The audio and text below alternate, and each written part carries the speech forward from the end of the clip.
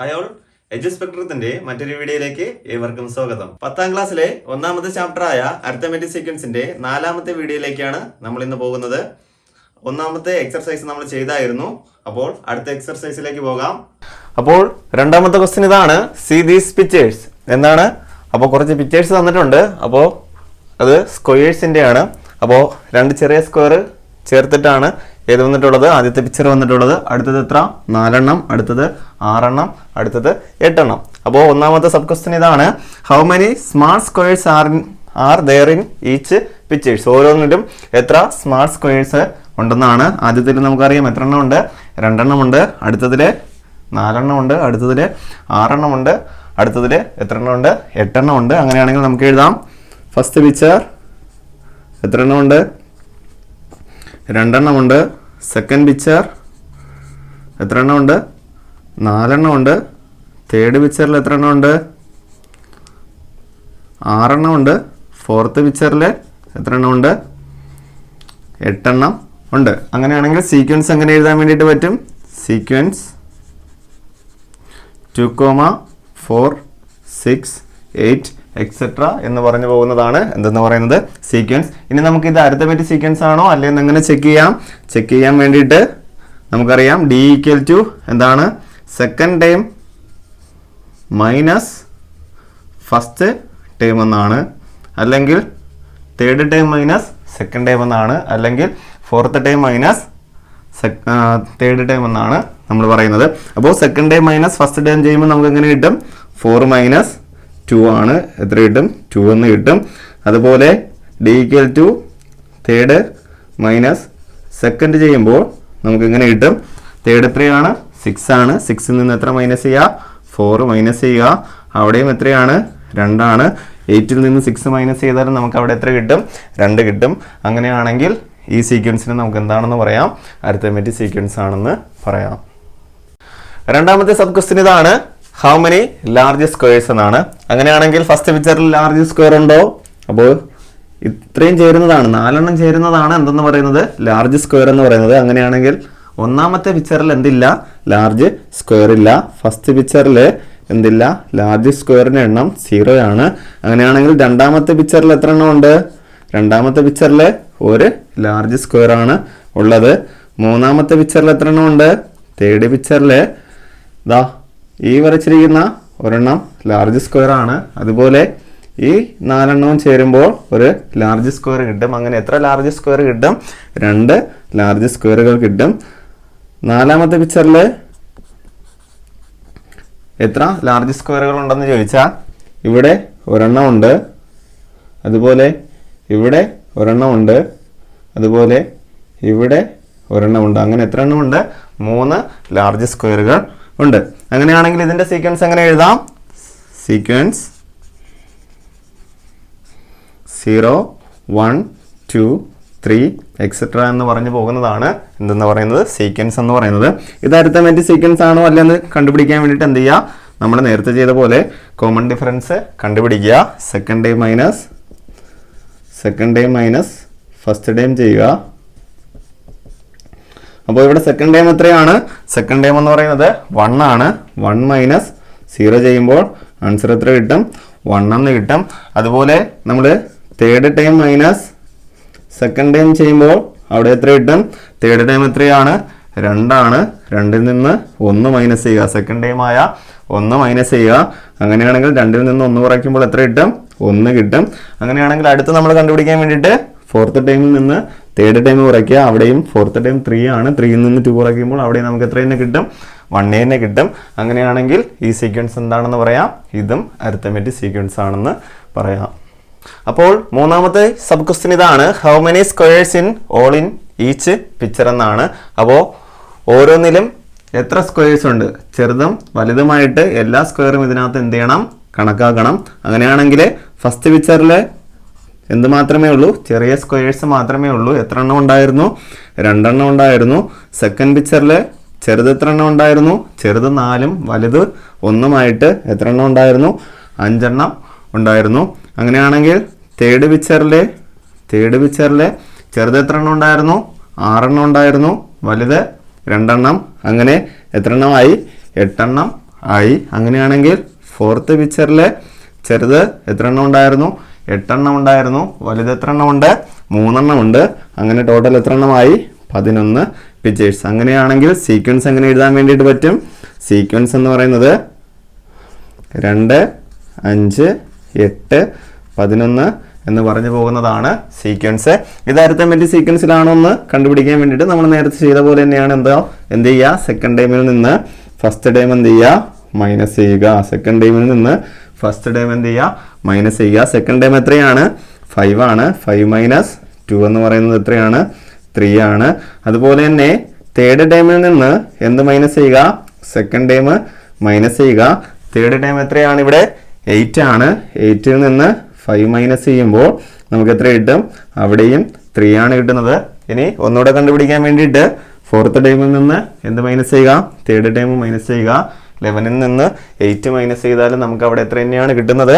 3 ആണ് കിട്ടുന്നത്. അങ്ങനെയാണെങ്കിൽ ഈ സ്ക്വയേഴ്സും ഈ എല്ലാ ഓൾ സ്ക്വയേഴ്സും ഏതേത് സീക്വൻസിലാണെന്ന് ചോദിച്ചാൽ എന്താണ്? അരിത്തമെറ്റിക് സീക്വൻസിലാണ്. അങ്ങനെയാണെങ്കിൽ ആദ്യം ഒന്നാമത്തെ ക്വസ്റ്റ്യൻ എന്ന് പറഞ്ഞിട്ടുണ്ടായിരുന്നു സ്മോൾ സ്ക്വയേഴ്സിന്റെ സീക്വൻസ് അരിത്തമെറ്റിക് സീക്വൻസിലാണ്. രണ്ടാമത്തെ ക്വസ്റ്റ്യനിൽ ലാർജ് സ്ക്വയേഴ്സിന്റെ സീക്വൻസ് അരിത്തമെറ്റിക് സീക്വൻസിലാണ്. മൂന്നാമത്തെ ക്വസ്റ്റ്യൻ എന്തായിരുന്നു? ടോട്ടൽ സ്ക്വയേഴ്സ്, അതും എന്തിലാണ്? അരിത്തമെറ്റിക് സീക്വൻസിലാണെന്ന് പറയാൻ വേണ്ടിയിട്ട് പറ്റും. മൂന്നാമത്തെ ക്വസ്റ്റ്യൻ ഇതാണ്. In the picture below the perpendiculars drawn from the bottom lines are equally spaced.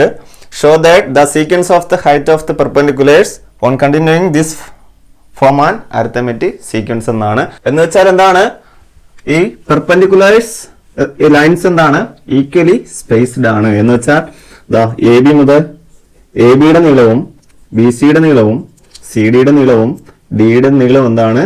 Equal ആണ്. എന്ന് വെച്ചാൽ ഈ സ്പേസ് പെർപെൻഡിക്കുലർ ലൈൻസ് വരച്ചിട്ടുള്ള സ്പേസ് എന്താണ്? ഈക്വൽ ആണ്. അതിന് ഞാൻ എന്തായിട്ട് കൊടുക്കുന്നു? ഡി എന്ന് ഡിനോട്ട് ചെയ്യുന്നു. എല്ലാം സെയിം അല്ലേ? ഈക്വൽ ആയിട്ട് സ്പേസ് ചെയ്തത് കാരണം നമ്മൾ അതിനെ എന്തെന്ന് പറയുന്നു? എല്ലായിടത്തും ഡി ആണെന്ന് പറയുന്നു. ഓക്കെ, ഇനി എന്ത് പറയണം? Show that the sequence of the height of the perpendiculars. അപ്പോൾ ഈ ഹൈറ്റുകൾ ഈ ബി എഫ് എന്ന് പറയുന്നതും സി ജി എന്ന് പറയുന്നതും ഡി എച്ച് എന്ന് പറയുന്നതും ഇ എഫ് ഇ ഐ എന്ന് പറയുന്നതും എല്ലാം എന്താണ്? അരിത്തമെറ്റിക് സീക്വൻസിലാണെന്ന് പറയണം. അപ്പോൾ ഈക്വലി സ്പേസ്ഡ് ആണ് ഏതൊക്കെ? പെർപെൻഡിക്കുലർ ഹൈറ്റുകൾ തമ്മിൽ. പക്ഷെ ആ ഹൈറ്റുകൾ എന്തിലാണെന്ന് പറയണം? അരിത്തമെറ്റിക് സീക്വൻസിലാണെന്ന് നമ്മൾ എന്ത് ചെയ്യണം? പറയണം. എങ്ങനെ പറയാമെന്ന് ചോദിച്ചാൽ നമുക്കറിയാം ഈ പെർപെൻഡിക്കുലേഴ്സ് ആണെങ്കിൽ ഇവിടുത്തെ ആംഗിൾ എത്രയായിരിക്കും? 90 ഡിഗ്രി ആയിരിക്കും. അപ്പോൾ ഇവിടുത്തെ ആംഗിളുകളെല്ലാം എന്തായിരിക്കും? 90 ഡിഗ്രി ആയിരിക്കും. ഇനി ഇവിടുത്തെ ആംഗിളും എന്തായിരിക്കും? ഈക്വൽ ആയിരിക്കും. അതുപോലെ ഈ ആംഗിൾ തന്നെയായിരിക്കും ഇവിടുത്തെയും ആംഗിൾ ഇവിടുത്തെയും ആംഗിൾ എന്തായിരിക്കും? സെയിം ആയിരിക്കും. ഈ ആംഗിളും ഇങ്ങനെ കണ്ടിന്യൂ ചെയ്തു പോകുന്ന ആംഗിളുകളെല്ലാം എന്തായിരിക്കും? സെയിം ആയിരിക്കും. എന്തുകൊണ്ട് സെയിം ആകുന്നു? രണ്ട് പെർപെൻഡിക്കുലർ ലൈനാണ് വരയ്ക്കുന്നതെങ്കിൽ ഒരു ലൈൻ അതിനെ കട്ട് ചെയ്താൽ അതിന്റെ ഓൾട്ടർനേറ്റിംഗ് ആംഗിൾ എന്തായിരിക്കും? ഈക്വൽ ആയിരിക്കും. ആ കണ്ടീഷൻ വെച്ചിട്ട് ഈ 4 ആംഗിളും ഈക്വൽ ആയിരിക്കും. അതുപോലെ ഈ 4 ആംഗിളും ഇനി അങ്ങോട്ട് വരയ്ക്കുന്ന ഏത് ലൈൻ അങ്ങോട്ട് വരച്ചാലും പെർപെൻഡിക്കുലർ ആയിട്ട് വരച്ചാലും ആ ആംഗിളുകൾ എന്തായിരിക്കും? ഈക്വൽ ആയിരിക്കും. അപ്പോൾ അത്രയും കണ്ടീഷൻ മനസ്സിലായില്ലേ? അങ്ങനെയാണെങ്കിൽ നമുക്ക് consider triangle A B F and triangle A C G. അപ്പോൾ ഏതൊക്കെ ട്രയാങ്കിൾ? എ ബി എഫ്, ആ ചെറിയ ട്രയാങ്കിളും ഈ ചെറിയ ട്രയാങ്കിളും ഈ എ ബി ജി എന്ന് പറയുന്ന ട്രയാങ്കിൾ എ സി ജി എന്ന് പറയുന്ന ട്രയാങ്കിളും ഓക്കെ കൺസിഡർ ചെയ്യുന്നു. ആ ട്രയാങ്കിൾ എന്തെങ്കിലും പ്രത്യേകത കാണുന്നുണ്ടോ? ഏതൊക്കെ ട്രയാങ്കിൾ? എ ബി എഫും എ സി ജിയും. ആ ട്രയാങ്കിൾ എന്തെങ്കിലും പ്രത്യേകത കാണുന്നുണ്ടോ? ഇവിടുത്തെ ആംഗിൾ 90 ഡിഗ്രി ആണ്. അതുപോലെ തന്നെ ഇവിടുത്തെ ആംഗിളും 90 ഡിഗ്രി ആണ്. ഇവിടുത്തെ ആംഗിളുകൾ സെയിം ആണ്. രണ്ടിനും കോമൺ ആയിട്ടുള്ള ആംഗിളാണ് ഇവിടുത്തെ ആംഗിൾ. അപ്പോൾ ഈ രണ്ടാംഗിൾ 90 ഡിഗ്രി, ഈ രണ്ടാംഗിൾ സെയിം. രണ്ട് ട്രയാങ്കിളിനും കോമൺ ആയിട്ടുള്ള ആംഗിളാണ് ആംഗിൾ എയിലുള്ളത്. അങ്ങനെയാണെങ്കിൽ ഒരു ട്രയാങ്കിളിന്റെ 3 ആംഗിളുകളും മറ്റൊരു ട്രയാങ്കിളിന്റെ 3 ആംഗിളുമായിട്ട് ഈക്വൽ ആയാൽ അതിനെ എന്ത് ട്രയാങ്കിൾ ആണെന്ന് പറയാം? സിമിലർ ട്രയാങ്കിൾസ് ആണെന്ന് പറയാം. അങ്ങനെയാണെങ്കിൽ triangle A B F and triangle A C G are എന്തെന്ന് പറയാം? സിമിലർ ആണെന്ന് പറയാം. അപ്പോൾ ഏതൊക്കെ ട്രയാങ്കിൾ? ട്രയാങ്കിൾ എ ബി എഫും അതുപോലെ തന്നെ എ സി ജിയും. ട്രയാങ്കിൾ എ സി ജിയും എന്താണ്? സിമിലർ ട്രയാങ്കിൾസ് ആണ്. സിമിലർ ട്രയാങ്കിൾസ് ആണെങ്കിൽ നമുക്ക് അതിന്റെ എന്ത് എഴുതാൻ പറ്റും? റേഷ്യോ എഴുതാൻ പറ്റും. സൈഡുകളുടെ റേഷ്യോ എഴുതാൻ പറ്റും. എങ്ങനെ റേഷ്യോ എഴുതാൻ പറ്റും? ഈക്വൽ ആയിട്ട് വരുന്ന ആംഗിളുകൾക്ക് ഓപ്പോസിറ്റ് വരുന്ന സൈഡ് വെച്ചിട്ടാണ് നമ്മൾ എന്ത് ചെയ്യുന്നത്? റേഷ്യോ എഴുതുന്നത്. അപ്പോൾ നമുക്ക് അറിയാനുള്ള സൈഡ് ഇതല്ലേ? ഇത് ഏത് ആംഗിളിന് ഓപ്പോസിറ്റ് ആണ്? ഈ ആംഗിളിനും ഓപ്പോസിറ്റ് ഉള്ളതാണ് നമ്മൾ എഴുതേണ്ടത്. ആ രണ്ടാംഗിളും എന്താണ്? സെയിം ആണ്. അങ്ങനെയാണെങ്കിൽ ഈ ആംഗിളിന് ഓപ്പോസിറ്റ് ഉള്ള സൈഡ് ഏതാണ്? എ ബി ആണ്. അങ്ങനെയാണെങ്കിൽ എ ബി ഡിവൈഡഡ് ബൈ ഈ ആംഗിളിന് ഓപ്പോസിറ്റ് ഉള്ള സൈഡ് ഏതാണ്? ആ വലിയ ട്രയാംഗിളില് ഈ രണ്ടും എന്ത് വരും? ടോട്ടൽ വരും. അങ്ങനെയാണെങ്കിൽ ഇത് മുതൽ ഇതുവരെയുള്ള ലെങ്ത് എത്രയാണ്? ഇത് മുതൽ ഇതുവരെ ഡി ആണ്. ഇത് മുതൽ ഇതുവരെ ഡി ആണ്. അങ്ങനെയാണെങ്കിൽ ടോട്ടൽ എത്രയായിരിക്കും? 2D ആണെന്ന് എഴുതാൻ വേണ്ടിയിട്ട് പറ്റും. ഓക്കെ, അപ്പോൾ നമ്മൾ അവിടെ എഴുതേണ്ടത് എന്താണ്? എ സി ആണ്. A B by A C equal to നമ്മൾ ഇനി ഈ ആംഗിളിന്റെ ഓപ്പോസിറ്റ് ഉള്ളതാണ് എഴുതുന്നത്. 90ക്ക് ഓപ്പോസിറ്റ് ഉള്ളത് നമ്മൾ ഒഴിവാക്കുവാണ്. ഈ ആംഗിൾ നമുക്ക് എന്തിന്റെ സീക്വൻസ് ആണ് വേണ്ടത്? ഹൈറ്റിന്റെ സീക്വൻസ് ആണ് ആവശ്യമായത്. കാരണം ഈ ആംഗിളിന് ഓപ്പോസിറ്റ് അല്ലേ ഹൈറ്റ് കാണുന്നത്. അപ്പോൾ നമ്മൾ ഏതെടുക്കണം? ഈ ആംഗിളിന് ഓപ്പോസിറ്റ് ഉള്ള ബി എഫ് എടുക്കുക. ബി എഫ് ഡിവൈഡഡ് ബൈ ഈ ആംഗിളിന് തന്നെ ഓപ്പോസിറ്റ് ഇതിന്റെ സൈഡ് ഏതാണ്? ജി സി അല്ലെങ്കിൽ സി ജി ആണ്. അപ്പോൾ രണ്ട് ട്രയാങ്കിളുകൾ സിമിലർ ആണെങ്കിൽ നമുക്ക് റേഷ്യോ എഴുതാൻ വേണ്ടിയിട്ട് പറ്റും. എങ്ങനെ റേഷ്യോ എഴുതാൻ വേണ്ടിയിട്ട് പറ്റും? സെയിം ആയിട്ടുള്ള ആംഗിളുകൾക്ക് ഓപ്പോസിറ്റ് വരുന്ന സൈഡ് വെച്ചിട്ടാണ് എന്ത് എഴുതുന്നത്? റേഷ്യോ എഴുതുന്നത്. അങ്ങനെയാണെങ്കിൽ ഈ ആംഗിളിന് ഓപ്പോസിറ്റ് എ ബി ആണ്. അതുപോലെ ഈ ആംഗിളിന് ഓപ്പോസിറ്റ് എ സി ആണ്. അപ്പൊ A B divided by A C എന്ന് എഴുതി ഈക്വൽ ടു ഈ സൈഡുകളുടെ അതായത് ഹൈറ്റിന്റെ ആ സൈഡുകൾ വെച്ചിട്ട് റേഷ്യോ എഴുതുന്നു. ഇതാണ് B F divided by C G എന്ന് എഴുതി. നമുക്ക് എ ബി എത്രയാണെന്ന് അറിയാം. എത്രയാണ്? ഡി ആണ്. D divided by A C എത്രയാണ്? എ സി 2D ആണ്. 2D equal to B F divided by C G ആണെന്ന് എഴുതി. നമുക്കിവിടെ ഡിയും ഡിയും എന്ത് ചെയ്യാൻ പറ്റും? ക്യാൻസൽ ചെയ്യാൻ പറ്റും. അങ്ങനെയാണെങ്കിൽ ഇവിടെ 1 കിട്ടും. 1 into C G equal to 2 into B F എന്ന് എഴുതാൻ വേണ്ടിയിട്ട് പറ്റും. ഞാനിവിടെ ബി എഫിന് എന്ത് എച്ച് എന്ന് അടയാളപ്പെടുത്തുവാണ് കേട്ടോ. അപ്പോൾ എച്ച് എന്ന് കൊടുത്താൽ ബി എഫിന് പകരം എന്ത് കൊടുക്കാം? എച്ച് കൊടുക്കാം. അപ്പോൾ C G equal to 2H എന്ന് എഴുതാൻ വേണ്ടിയിട്ട് പറ്റും. 2Hനെ നമുക്ക് എങ്ങനെ എഴുതാൻ പറ്റും? 2Hനെ എച്ച് പ്ലസ് എച്ച് എന്ന് എന്ത് ചെയ്യാൻ പറ്റും? എഴുതാൻ വേണ്ടിയിട്ട് പറ്റും. അങ്ങനെയാണെങ്കിൽ ആദ്യത്തിൽ എന്തായിരുന്നു? എച്ച് ആയിരുന്നു. അപ്പോൾ ഇതിന്റെ ഹൈറ്റ് എത്രയാണ്? 2H. എച്ചിന് എത്ര പ്രാവശ്യം കൂട്ടിയിരിക്കുന്നു? 2 പ്രാവശ്യം കൂട്ടിയിരിക്കുന്നു. അങ്ങനെയാണെങ്കിൽ നമ്മൾ അടുത്തൊരു ട്രയാങ്കിളും കൂടെ കൺസിഡർ ചെയ്താൽ ആദ്യത്തെ ട്രയാങ്കിളിന് മാറ്റമില്ല കേട്ടോ. എ ബി എഫ് തന്നെയാണ്. അപ്പോൾ അടുത്ത ട്രയാങ്കിൾ ഏത് തന്നെയാണ്? എ ബി എഫ് തന്നെയാണ്. അടുത്ത ട്രയാങ്കിൾ ഏത് കൺസിഡർ ചെയ്യുന്നു? എ ഡി എച്ച് കൺസിഡർ ചെയ്യുന്നു. ഏതാണ്? A D H. Triangle A D H. അങ്ങനെയാണെങ്കിൽ റേഷ്യോ എങ്ങനെ എഴുതാം? ഈ ആംഗിളും സെയിം ആണ്. 90 ഡിഗ്രി ആണ്. പെർപെൻഡിക്കുലേഴ്സ് ആണ്. ഈ ആംഗിളും എന്തായിരിക്കും? സെയിം ആണ്. കോമൺ ആയിട്ടുള്ള ആംഗിൾ ആണ് എ എന്ന് പറയുന്നത്. അങ്ങനെയാണെങ്കിൽ ആ ട്രയാങ്കിളും എന്ത് തന്നെയായിരിക്കും?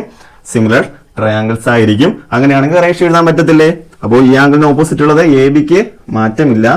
എ ബി ഡിവൈഡഡ് ബൈ ഇവിടുത്തെ എ ഡി. അപ്പോൾ ആദ്യം ഒരു ഡി ഉണ്ട്, പിന്നെ ഒരു ഡി ഉണ്ട്, പിന്നെ ഒരു ഡി ഉണ്ട്. അങ്ങനെ ടോട്ടൽ കൂട്ടുമ്പോൾ എത്ര ഡി കിട്ടി? അവിടെ എഴുതേണ്ടത് 3D എന്നാണ്. അപ്പൊ ഇത് മുതൽ ഇതുവരെയുള്ള ലെങ്ത് എത്രയുണ്ട്? 3D ആണ്. അപ്പോ എ മുതൽ ഡി വരെ. അപ്പോൾ എ ബി ഡിവൈഡഡ് ബൈ എന്തെന്ന് എഴുതാം? A D equal to ഹൈറ്റിൻ്റെതോ B F. ആദ്യത്തേന് മാറ്റമൊന്നുമില്ല. ബി എഫ് ഡിവൈഡഡ് ബൈ ഇവിടുത്തെ ഹൈറ്റ് ഏതാണ്? ഡി എച്ച് ആണ് എഴുതേണ്ടത്. D H.